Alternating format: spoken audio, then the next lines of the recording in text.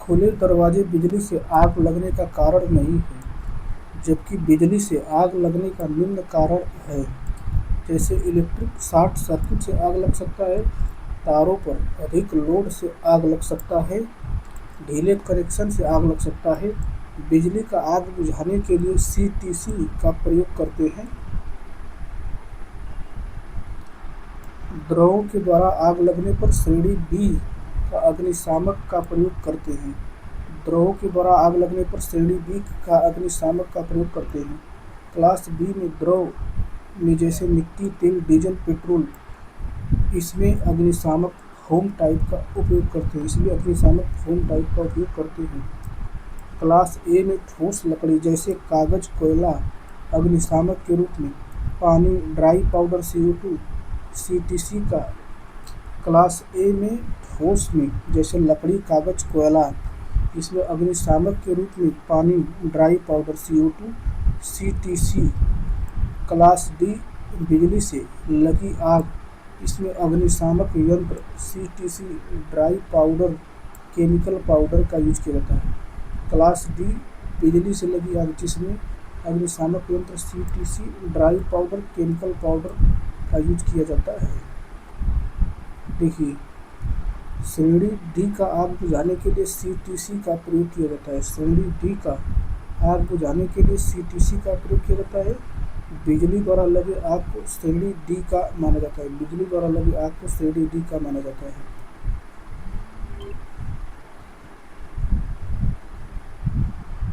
वर्ग बी की आग को बुझाने के लिए CO2 अग्निशामक। वर्ग बी की आग को बुझाने के लिए CO2 अग्निशामक। वर्ग बी की आग को बुझाने के लिए CO2 अग्निशामक का प्रयोग किया जाता है। CO2 कार्बन डाइऑक्साइड सबसे अच्छा अग्निशामक है। यह हवा से ऑक्सीजन को विस्थापित करता है। यह एक गैर दहनशील गैस है। यह हवा से भारी है। देखिए, आग के 4 प्रकार होते हैं। वर्ग डी विद्युत में, इसमें अग्निशामक यंत्र सीटीसी या सूखा केमिकल पाउडर का यूज किया जाता है।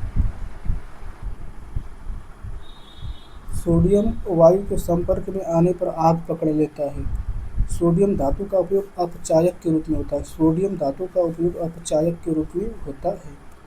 Sodium peroxide Na2O2, sodium cyanide NaCN और सोडेमाइड NaNH2 के निर्माण में इसका प्रयोग होता है। कार्बनिक क्रियाओं में भी यह उपयोगी है। सोडियम Na एक रासायनिक तत्व है। यह आवर्त सारणी के प्रथम मुख्य समूह का दूसरा तत्व है। इस समूह में धातु गुण विद्यमान है। निम्नलिखित में से किसमें अच्छे वैद्युत संपर्क को सुनिश्चित करने के लिए अच्छी पकड़ होनी चाहिए? अर्थ क्लैंप्स में अच्छे विद्युत संपर्क को सुनिश्चित करने के लिए अच्छी पकड़ होती है।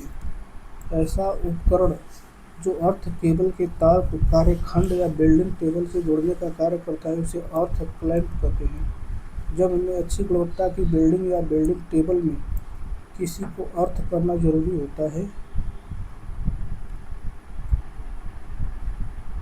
मानव शरीर का औसत प्रतिरोध 1 किलो ओम।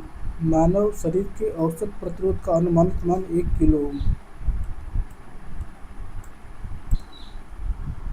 विद्युत के जूते रबड़ से बने होने चाहिए।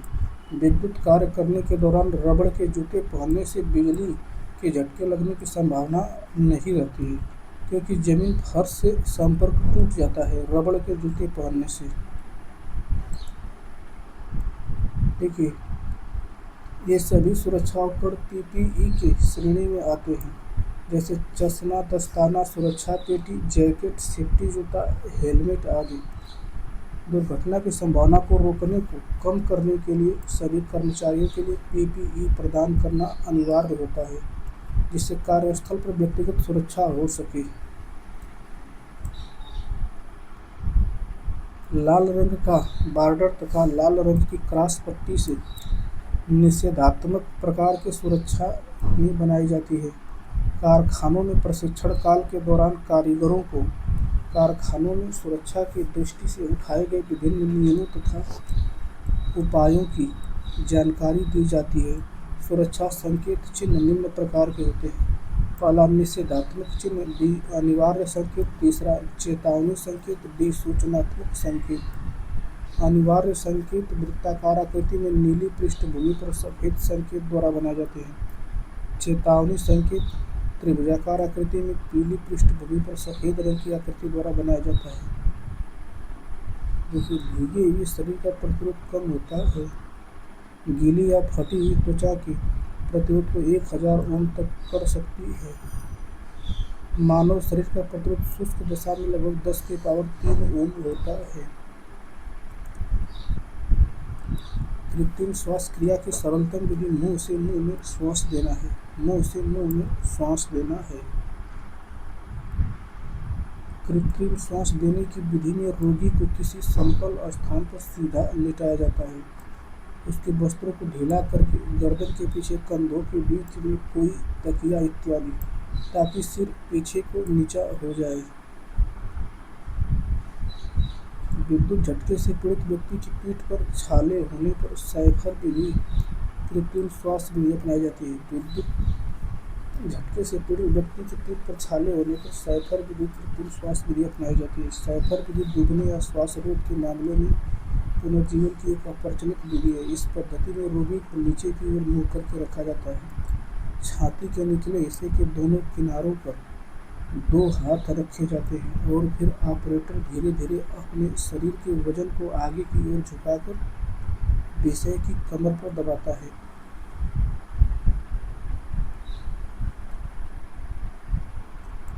यदि किसी महिला कारीगर को मुंह से मुंह में श्वास देना हो तो रबड़ वाल्व का प्रयोग किया जाता है। रबड़ वाल्व का प्रयोग किया जाता है। मुंह से मुंह में श्वास देना ये सैफर विधि के अंतर्गत आता है। विद्युत तारों में लगी आग को बुझाने के लिए कार्बन टेट्राक्लोराइड युक्त यंत्र प्रयोग किया जाता है। कार्बन टेट्राक्लोराइड युक्त यंत्र प्रयोग किया जाता है। विद्युत कार्यशालाओं में आग बुझाने वाले यंत्र हेतु आग बुझाने वाला यंत्र उपलब्ध रहना चाहिए। रेत से भरी बाल्टियां उपलब्ध होनी चाहिए। जल की व्यवस्था हेतु जल से भरी ओवर हेड लंबी होनी चाहिए। उपरोक्त तीनों सही है।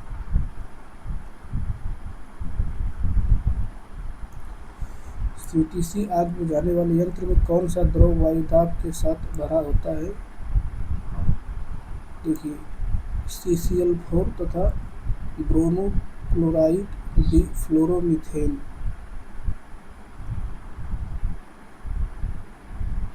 सीटीसी आग बुझाने वाला यंत्र में कार्बन टेट्राक्लोराइड CCl4 तथा ब्रोमोक्लोराइड डिफ्लोरोमीथेन ये दोनों द्रव वायुदाब के साथ भरा रहता है। आग बुझाने के लिए कई प्रकार के सिलेंडरों का उपयोग किया जाता है। इसमें विभिन्न प्रकार की क्षमताओं के फायर एक्सटिंग्विशर का यूज किया जाता है। Water type fire extinguisher, foam type fire extinguisher, soda type fire extinguisher, CO2 extinguisher, dry सूखा chemical powder type fire extinguisher इत्यादि। इलेक्ट्रिक फायर के मामले में निम्नलिखित का प्रयोग आग बुझाने के लिए किया जा सकता है। देखिए, यहाँ पे सूखा बालू होगा। इलेक्ट्रिक फायर को बुझाने के लिए सूखा बालू प्रयोग में लेते हैं। बिजली के कारण आग दोषपूर्ण wiring, short circuit, power card क्षति, ओवरलोड, विद्युत आउटलेट आदि के कारण उत्पन्न होती है। इस आग को पानी से नहीं बुझाया जा सकता। इस हेतु क्लास C प्रकार के अग्निशामक प्रयोग में लेती है या CO2 गैस का प्रयोग करता है। देखिए, 5S का तात्पर्य है short set sign standardization sustain. Short set sign standardization. 5S एक जापानी सिस्टम है जिसमें मैनेजमेंट और कर्मचारियों की सहायता से अपनी वर्क प्लेस मशीन कार्यस्थल को सही रख रखाव और सुरक्षित रखते हुए कार्य करना ही 5S कहलाता है।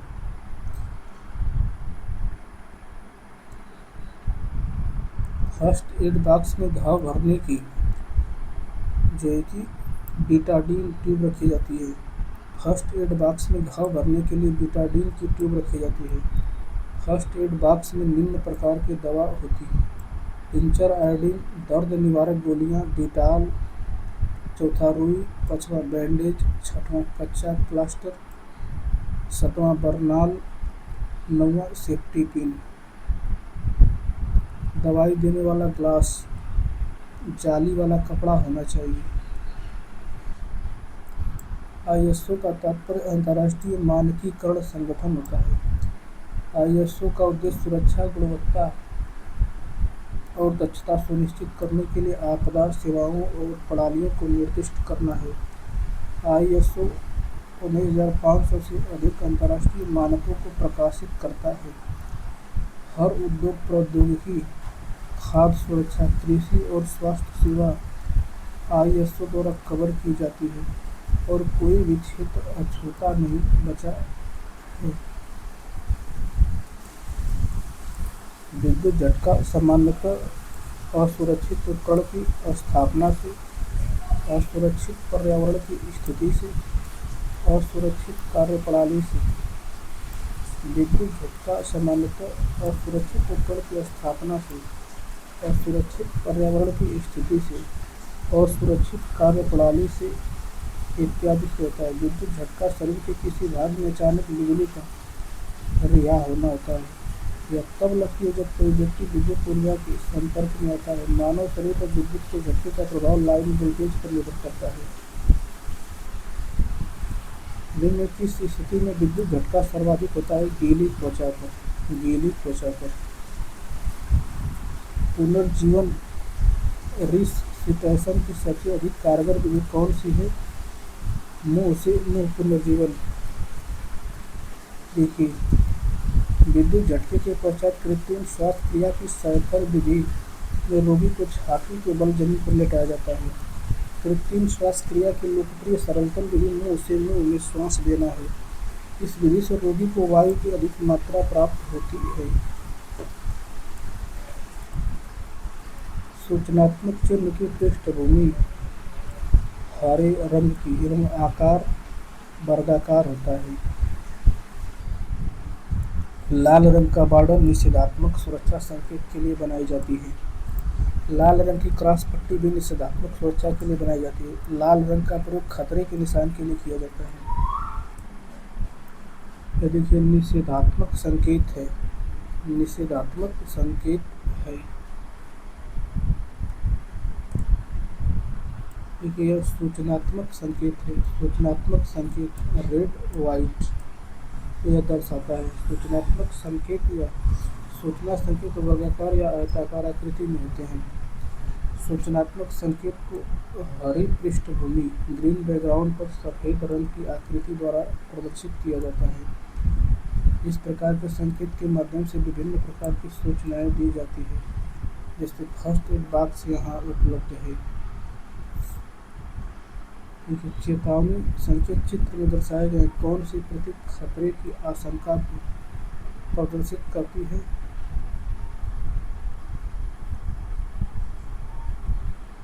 यह प्रतीक खतरे की आशंका को प्रदर्शित करती है।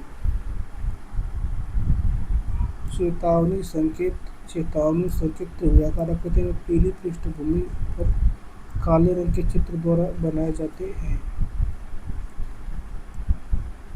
देखिए, जहर से खतरा, लेजर बीम से खतरा।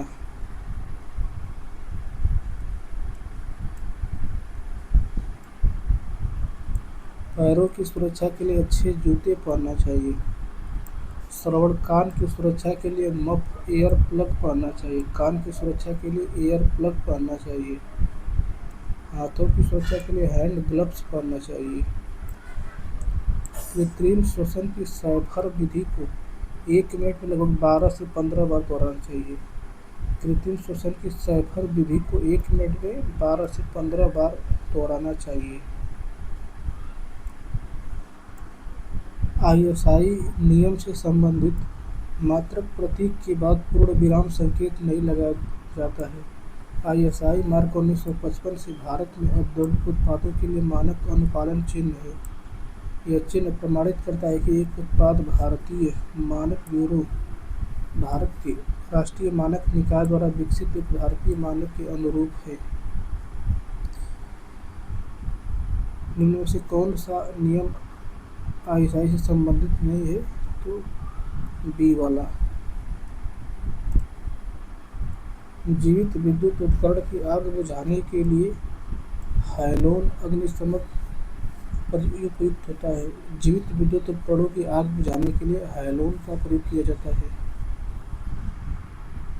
देखिए, अग्निशमन यंत्र सभी प्रकार की आग बुझाने के लिए प्रयोग किया जाता है। विद्युत उपकरण में लगी आग बुझाने के लिए फोम अग्निशामक उपयुक्त नहीं होता है। अग्निशामक यंत्र ऐसा उपकरण है जिसके द्वारा जलती हुई वस्तु पर द्रव गैस या चूर्ण का छिड़काव करके आग पर काबू किया जाता है। निम्न में से किस विद्युत धारा पर अत्यधिक दर्दनाक विद्युत झटका लगती है? 50 मिली एम्पियर। 50 मिली एम्पियर विद्युत धारा पर अत्यधिक दर्दनाक विद्युत झटका लगता है। मानव शरीर पर विद्युत के झटके का प्रभाव लाइन वोल्टेज पर निर्भर करता है।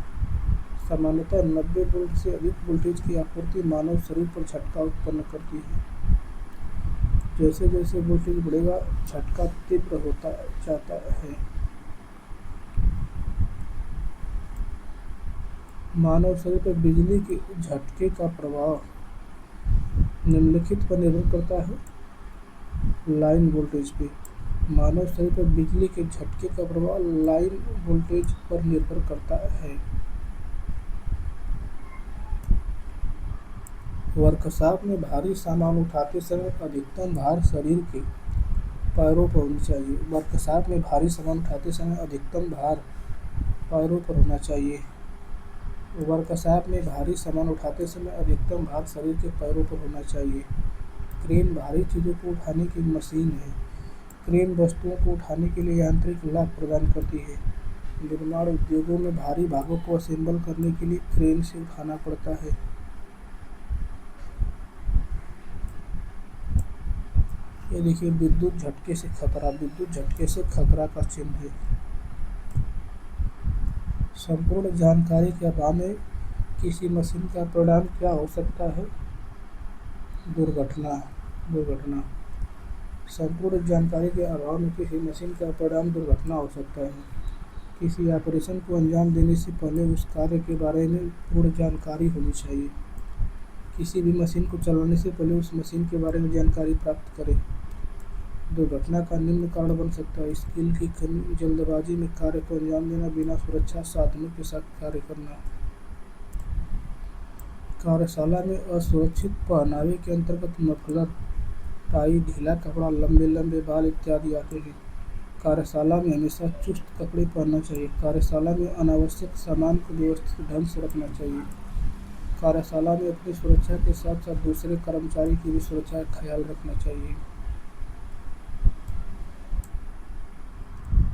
निम्नलिखित सुरक्षा चिन्हों के उदाहरण में कौन सा अनिवार्य चिन्ह का उदाहरण है? हेड प्रोटेक्शन पहनना। सुरक्षा चिन्हों के उदाहरण में से हेड प्रोटेक्शन पहनना अनिवार्य चिन्ह का उदाहरण है। सकारात्मक पॉजिटिव संकेतों के द्वारा कार्यशाला में अपनाए जाने वाले सुरक्षा साधनों के प्रति आग्रह किया जाता है। दस्ताने जो विद्युत शॉक से सुरक्षा के लिए प्रयोग होते हैं, किससे बनी होती है? रबड़ से। रबड़ की। इलेक्ट्रिक दस्ताने की जोड़ी रबड़ से बनाई जाती है। परीक्षण के माध्यम से यह निर्धारित किया जाता है कि यह कितना वोल्टेज सहन कर सकता है। वोल्टेज की सीमा जितनी अधिक होगी, दस्ताने पर रेटिंग उतनी ही अधिक होगी। यह विद्युत तार को बिजली के झटके से सुरक्षा देती है। देखिए, बहिस्राव उपचार प्लांट में अम्ल अपशिष्ट को क्षार पर निष्प्रभावी किया जा सकता है। विद्युत धातु के उपकरणों में प्रेरित निम्न वोल्टेज जिसकी वजह से धीमा विद्युतीय झटका लगता है। विद्युत रोधित जूतों का उपयोग कर रोका जा सकता है।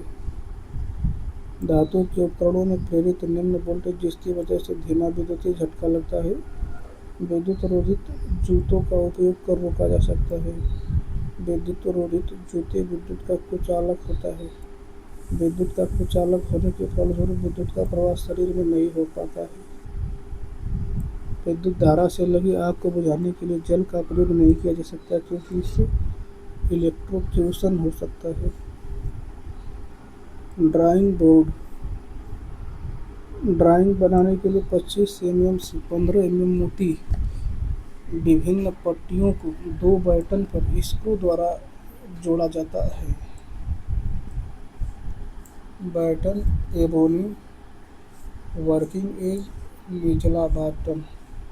Drawing board T square. Drawing board का स्टैंड सामान्यतः एडजस्टेबल होता है जिसे आवश्यकतानुसार ऊपर नीचे सेट किया जा सकता है। सामान्यतः बोर्ड को 20 अंश के कोण पर सेट किया जाता है।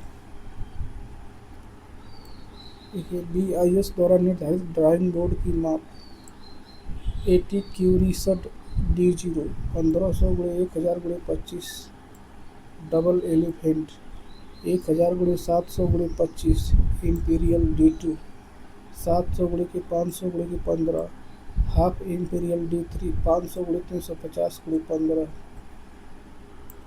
ESP 46 1988 के अनुसार ड्राइंग बोर्ड B से प्रदर्शित करते हैं। IS 1944 1989 के अनुसार ड्राइंग बोर्ड D से प्रदर्शित करते हैं। D2 आकार का ड्राइंग बोर्ड प्रशिक्षणार्थियों के लिए बहुधा उपयोग में लाया जाता है। देखिए T0 1500 mm, T1 1000 mm, T2 700 mm, T3 500 mm।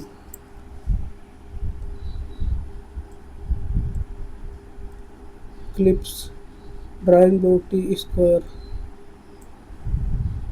बड़ी प्रकार की सतह से 120 mm तक व्यास के वृत्त खींची जा सकती है। और लेंथनिंग बार 150 mm से अधिक त्रिज्या वाले वृत्त खींचने के लिए लेंथनिंग छड़ी का उपयोग किया जाता है। छोटी प्रकार की सतह से 25 mm से कम त्रिज्या वाले वृत्त तथा चाप बनाए जा सकते हैं। छोटी प्रकार की सतह से 25 mm से कम त्रिज्या वाले वृत्त तथा चाप बनाए जा सकते हैं। आमतौर पर 15 सेंटीमीटर और 2 सेंटीमीटर चौड़ी या 30 सेंटीमीटर लंबी और 3 सेंटीमीटर चौड़ी चपटे स्केल का उपयोग किया जाता है जिसकी मोटाई लगभग 1 सेंटीमीटर होती है। ड्राइंग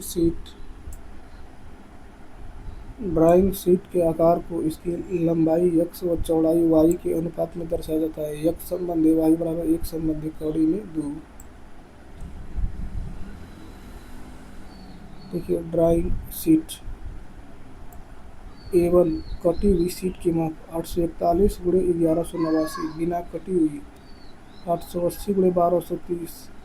A1 594 × 841 बिना कटी हुई 625 × 880। A2 कटी हुई 420 × 594 बिना कटी हुई 450 × 625। A3 कटी हुई 297 × 420 बिना कटी हुई 330 × 450। A4 कटी हुई 210 × 297 बिना कटी हुई 240 × 330। अब देखिए छठवां नंबर A5 कटी हुई 148 × 210 बिना कटी हुई 165 × 240। इमेज इनमें सबसे कठोर 9H पेंसिल होती है। पेंसिल जितना कठोर होता है उतना ही हल्का लिखता है। हीटर वर्क में F ग्रेड पेंसिल का उपयोग अधिक होता है। इनमें सबसे नरम पेंसिल 7B होती है। पेंसिल की लीड ग्रेफाइट व चीनी मिट्टी से बनाई जाती है। HB मध्यम ग्रेड को दर्शाता है, मीडियम ग्रेड पेंसिल को। देखिए शार्पनेस का बढ़ता हुआ रूप 2B 3B 4B 5B 6B 7B 8B।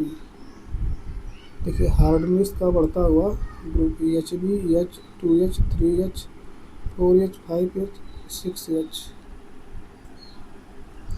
Sharp point pencil, इसका प्रयोग कंस्ट्रक्शन लाइन तथा डायमेंशन एक्सटेंशनल में लाइन में किया जाता है।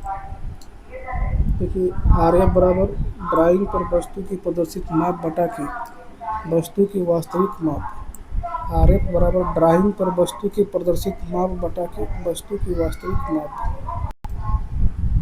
20 सेंटीमीटर की दूरी 1000 मीटर को प्रदर्शित करती है, तब आर एफ बराबर 20 बटा के 1000 गुणे के 100 यानी 1 बटा के 5000 आर एफ का माना जाएगा। देखिए रिड्यूस्ड स्केल, इसमें वास्तविक इमेज जो होता है वह बड़ा होता है तथा ड्राइंग पर जो इमेज बना होता है वह छोटा होता है। इस पैमाने में निरपेक्ष भिन्न का अंश हमेशा 1 होता है। यह 1 बटे के x के रूप में लिखा जा सकता है। इन लार्ज स्केल, यदि किसी वस्तु की वास्तविक लंबाई 10 मिलीमीटर को ड्राइंग पे 50 मिलीमीटर से दर्शाया जाए, तब निरूपक भिन्न ड्राइंग पर वस्तु की प्रदर्शित माप 50 बटा के 10 यानी ड्राइंग पैमानानुपात 5 संबंध 1 होगा। इसमें निरूपक भिन्न के हर का मान हमेशा 1 होता है।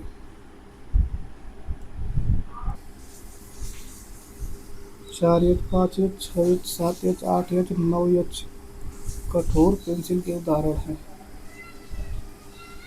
पेंसिल का कुल 18 ग्रेड है। शीर्षक खंड टाइटल बार आमतौर पर ड्राइंग शीट पर दाईं ओर निचले कोने पर बनाए जाते हैं। भारतीय मानक ब्यूरो BIS के अनुसार इसकी माप 185 मिलीमीटर गुणे 65 मिलीमीटर रखी जाती है। शीर्षक ब्लॉक ड्राइंग में से संबंधित सभी जानकारी दी जाती है। क्षैतिज शीट, ऊर्ध्वाधर शीट। बड़े आकार के वृत्तों जैसे 150 मिलीमीटर से अधिक त्रिज्या के बनाने में बड़ी कंपास का यूज होता है। छोटे आकार के वृत्त 25 मिलीमीटर से 50 मिलीमीटर के वृत्त बनाने में छोटी कंपास का यूज किया जाता है।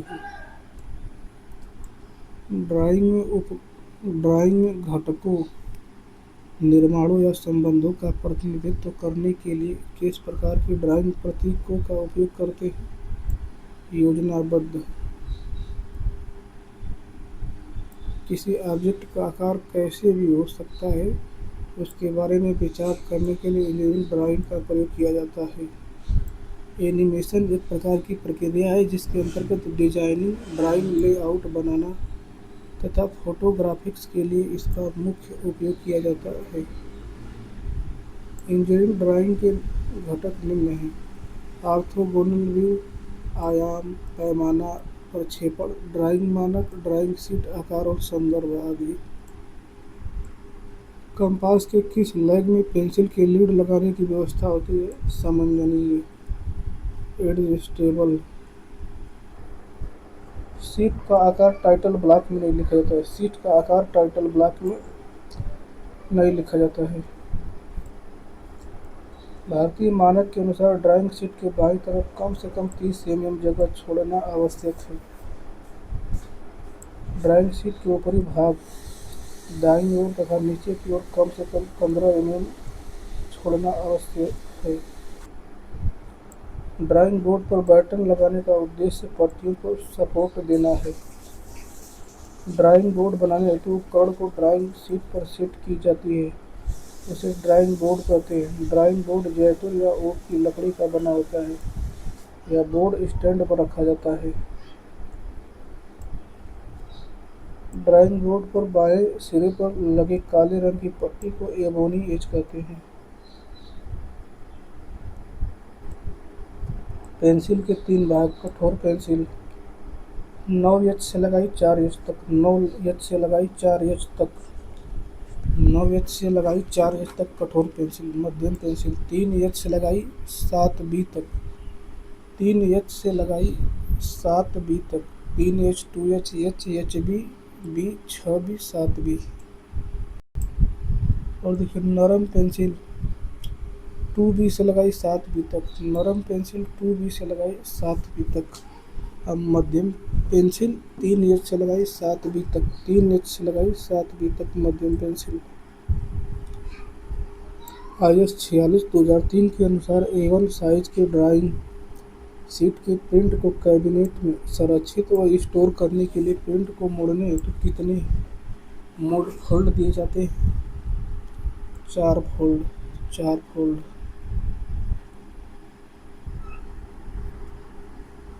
A0 की ड्राइंग शीट के प्रिंट को फाइलिंग व बाइंडिंग करने के लिए प्रिंट को मोड़ने 9 मोड़ दिए जाते हैं।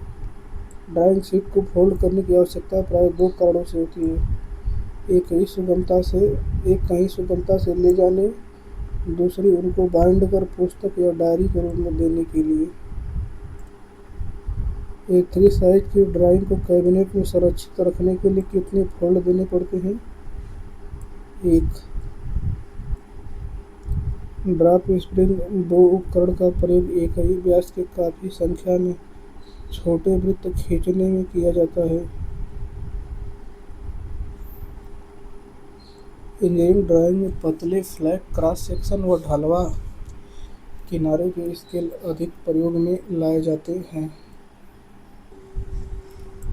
चित्र में प्रदर्शित पेंसिल के यक्ष अंकित भाग का नाम? Conical lead. यह मशीन ड्राफ्टिंग मशीन है। इंजीनियरिंग ड्राइंग में यह सैंड पेपर कहलाता है, सैंड पेपर।